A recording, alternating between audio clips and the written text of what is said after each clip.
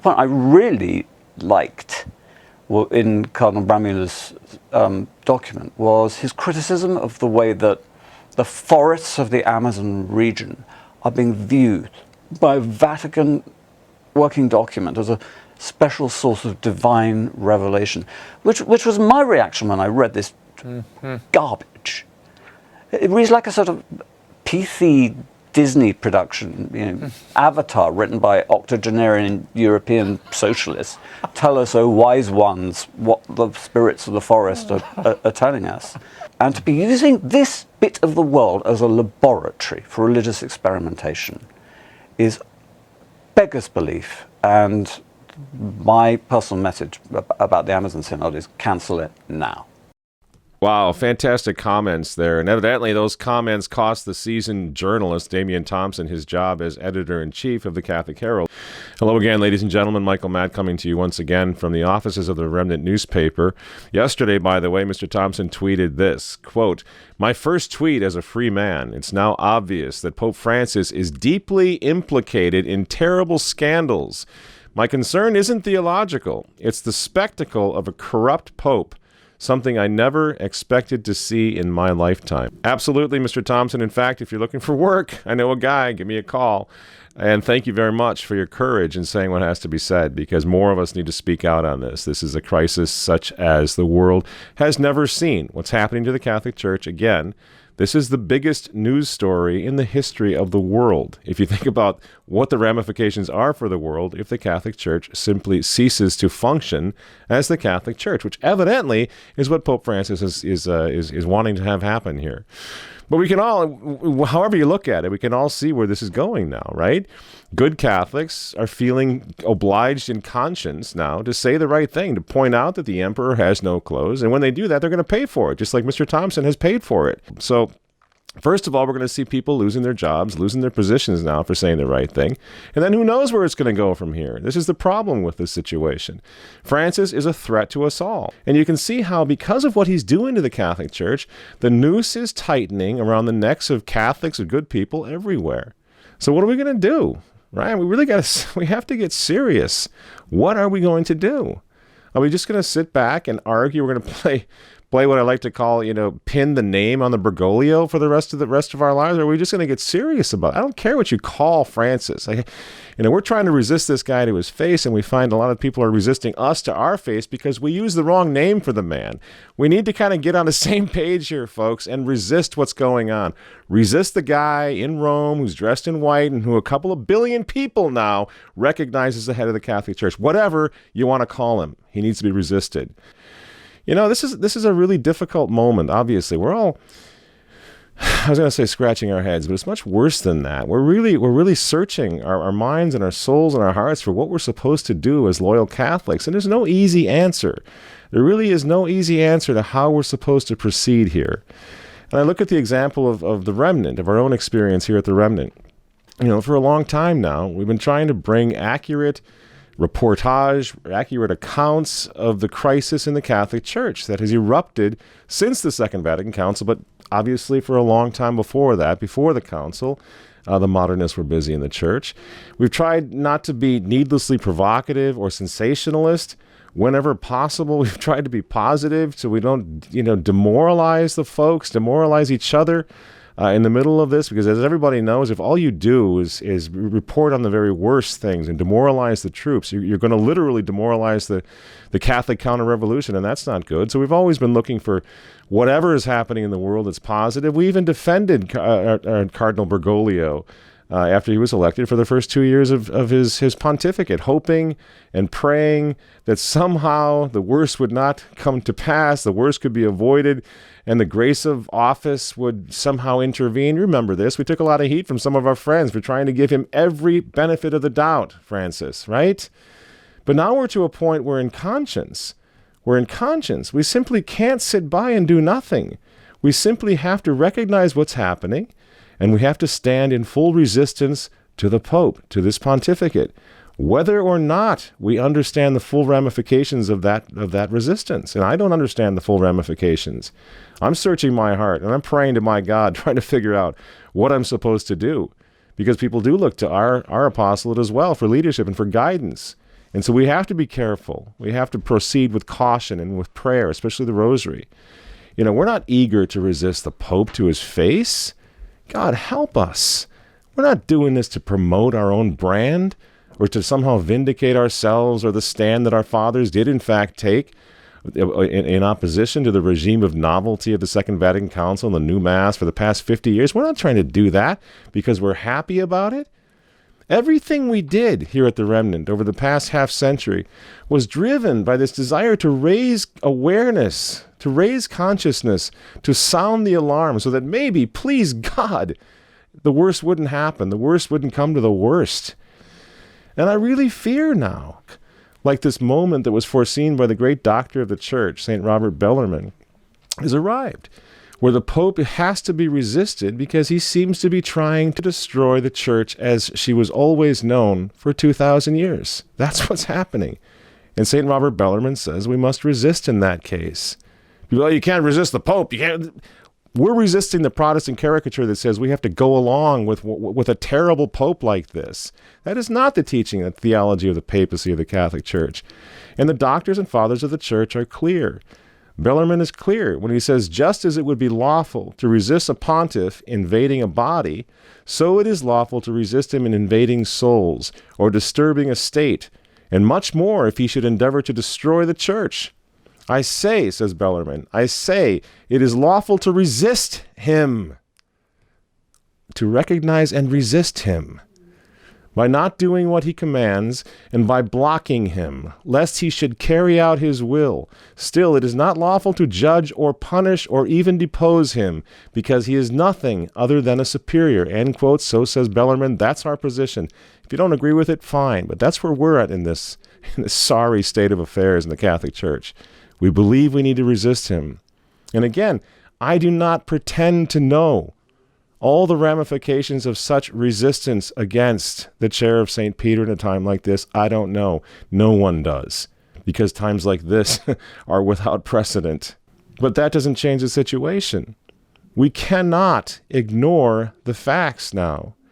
Francis has refused to answer the Dubia Cardinal's plea for clarity and for sound teaching. What are we to do with that? The Pope is intentionally being vague. This is a violation of everything his office stands for. Archbishop Vigano has accused the Holy Father of lying. He has told the Holy Father that perhaps it is time to resign. The situation is so terrible in the Vatican. Vigano was the third most powerful prelate in the Church. He knows the situation. When he says Francis needs to resign, we need to listen up, because something terrible is happening at the highest authority of the Catholic Church. Cardinal Walter Brandmuller, the Instrumentum Laboris, he called it heretical. He said it's an apostasy. To be specific, Cardinal Brandmuller said, quote, "It is to be stated now with insistence that the Instrumentum Laboris contradicts the binding teaching of the Church in decisive points, and thus has to be qualified as heretical, inasmuch as even the fact of divine revelation is here being questioned or misunderstood. One also has to now speak additionally of apostasy." And down it goes to the chain of command now. Bishops and cardinals even, finally, are waking up. Bishop Marian Eleganti of Switzerland said that the same document will contaminate and gravely damage the whole mystical body of the Church.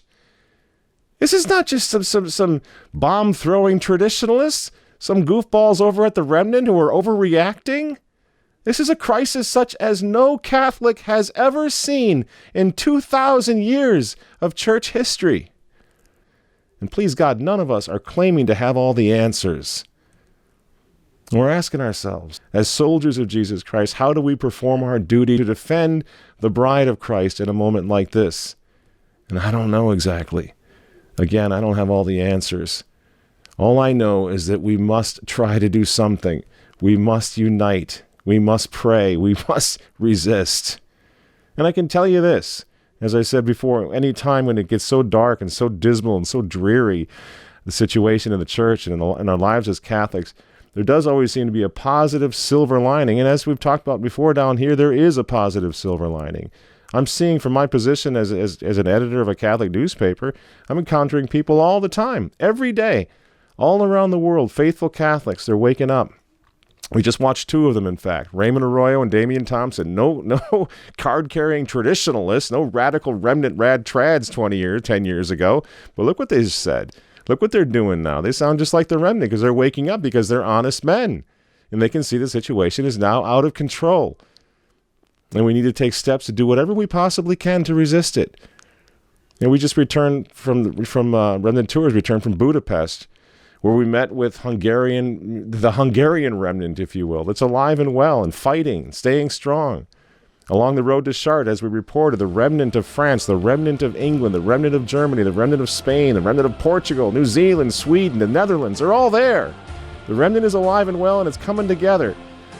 So it seems to me that what we can do, people say, what are we going to do about this? One thing we can do is we can try to stop resisting each other to the face, resist the bad guys to the face, and unite as wherever we possibly can to come together and make a strong showing, a strong stand of Catholics around the world who are not drinking this Kool-Aid, who are going to resist, who understand that the Amazon Synod is a sham, for example, who understand that Pope Francis is conducting a revolution against everything traditional in the Catholic Church. So yeah, things are bad right now. Things are out of control. But there is this worldwide awakening going on. And next week here at the Remnant, in fact, we're going to be going to a conference in Japan, of all places, because of a small group of traditional Catholics there in Japan, in Tokyo. They've invited us to give a talk on the Vendée uprising against the French Revolution of 1789. Isn't that interesting? So even in Tokyo, they understand the importance of the traditional Catholic resistance that was born, a resistance that was born against the diabolical beast, against the New World Order in 1789 in France. They understand the importance of that, and they want to have a conference about that. So why is this important that we're going to go meet with the remnant of Japan? It's important because the whole history now of traditional Catholic resistance, it's all coming into focus under this disastrous reign of Pope Francis, and it's coming into focus for a reason, because we've been hanging on for a long time. Because as Our Lady of Fatima promised, keep the old faith, pray the rosary, make the first Saturdays. Do your job, and we'll stay with you. We'll give you some clarity. And I think that's exactly what's happening. So this remnant of believers has held on. And the moment, it seems to me that the moment has come for Catholic resistance to coordinate itself, to unify, to stop with the internecine squabblings and the circular firing squads and all that. You don't agree with me on everything, so what? If I don't agree with you on everything, so what? But try as much as we possibly can to stay focused on what we have to do now, because it's not going to be easy. So we have to unify this resistance so it doesn't appear to the Vatican or to the world or to anyone else that all this is the carping of individuals here and there with little blogs and whatnot. They're just whining about things. A unified traditional Catholic resistance could make a lot of difference in what happens in the future. And I'm talking about on the human level, the natural level, that we as soldiers of Christ, we can pray, we can go to Mass, we can do everything and try to enlist the spiritual aid. But on the human level, we need to do something too. We can't just say pray about it and let God save it. That's not how it works. That's not how we answer to the promises that we made at our confirmation to be soldiers of Christ. So this is the moment. This is the moment of the remnant, if you will. Not the remnant with a capital T and a capital R. I'm talking about the remnant, the biblical remnant, to come together all over the world. We need to build up Catholic bastions of resistance. We need to tell the stories, the great old stories, true stories, of how Catholics persevered, how they survived persecution so terrible that it should have wiped Christianity out completely, but somehow it survived. And you know why it survived? It survived because of a remnant, the remnant that I'm talking about, the remnant of believers. And in Japan, the story is unbelievably beautiful. In Japan, a place where admittedly the Catholic faith never took root very easily, despite the best efforts of amazing missionaries. But in Japan, you have this period 500 years ago. They call it the Christian century, from 1550 to 1650. And why is the Christian century in Japan remembered so fondly? Why is the story of the Christian century still told to this day in Japan and around the world? It is told primarily because of persecution. Because of the persecution that went on of our forefathers, that they suffered in the name of Christ. We're telling the story, for example, of the 26 martyrs who were crucified at Nagasaki in 1597. That's a long time ago. The Japanese Trail of Tears, in which Catholics in Nagasaki especially survived for 250 years. They kept the faith. They kept the faith in secret little chapels, just like they did in the Vendée for a much shorter period of time. Meeting in the woods. They were sent into exile if they were caught. They lost their lives often if they were caught. But they kept the faith, this remnant of Japan, through one of history's most brutal persecutions. And they handed that faith down, that idea of Christianity, of the kingship of Christ. They handed it down to the very traditional Catholics who next week it will be my honor to meet. They're still there. They survived 500 years. Their story is incredible. When St. Francis Xavier and his missionaries went to Japan in 1549, they were welcomed with open arms. And within 30 years of their arrival, some 300,000 Japanese had converted to the Catholic faith. And then just 30 years later, by 1600, Japan's Tokugawa shogunate came to see Catholics as a threat, so they shut off the island from the rest of the world. No foreigners were allowed to enter. No natives could leave. It was that kind of a situation. And the fanatical leaders of the Shinto and Buddhist religions then, they're the ones who fueled this brutal persecution of the Catholic Japanese, boasted that Catholicism had never really taken root in Japan. They were thrilled. And they said it would never take root in Japan. Never had, never would. But you know what? They were wrong, because they forgot about one thing. They forgot about the remnant of Japan, a remnant of Catholics so devoted to Christ and to his church and to his Mass that when the missionaries returned to Japan in the 1850s now, they were amazed to discover what's called the Kakur, the hidden Catholics, who'd gone underground, who'd kept the faith despite brutal persecution, despite the fact that they had no priests, they had no sacraments, they didn't even have the Mass for 250 years. So yeah, I'm pretty excited. We're going to travel 6,000 miles next week to meet with this remnant of Japan and to forge, please God, to forge an alliance with them, to join them also at Tokyo's March for Life, which is going to take place on July 15th of this year. And then we're going to make a small documentary about these traditional Catholics as we make our pilgrimage up to Akita in the north of Japan, where Our Lady appeared to Sister Agnes Sasagawa back in 1972, quite recently, where she warned the world that this day that we're living through right now is coming. At least that's how I read the message of Our Lady of Akita. She said, quote, "If men do not repent and better themselves, the Father will inflict a terrible punishment on all humanity. The work of the devil will infiltrate even into the church in such a way that one will see cardinals opposing cardinals, bishops against bishops. The priests who venerate me will be scorned and opposed by their confreres. Churches and altars sacked. The church will be full of those who accept compromises, and the demon will press many priests and consecrated souls to leave the service of the Lord." Now, this is just this visit, this opportunity that we have then to meet with the remnant, to make a pilgrimage up to Akita. This comes just 3 months before the start of the Amazon Synod in Rome, over which cardinals now are already opposing fellow cardinals, and bishops now are warning the world that the devil is preparing to infiltrate the Catholic Church through that synod. I don't know, friends. I don't know what else to do. I mean, as I see it, this is it. You know, we've all got to do whatever we can within our state in life and within our purview of opportunities. We got to get ready for some bad things to happen, I think. You know, we have to be a little less self-assured and self-confident that we got everything figured out and just go back to the old tried and true ways of keeping the faith, you know, saying our prayers, praying the rosary, getting ready for hell on earth if that's what's going to come. And it might, because no one has ever seen anything like this. Again, like what's happening right now in the Vatican.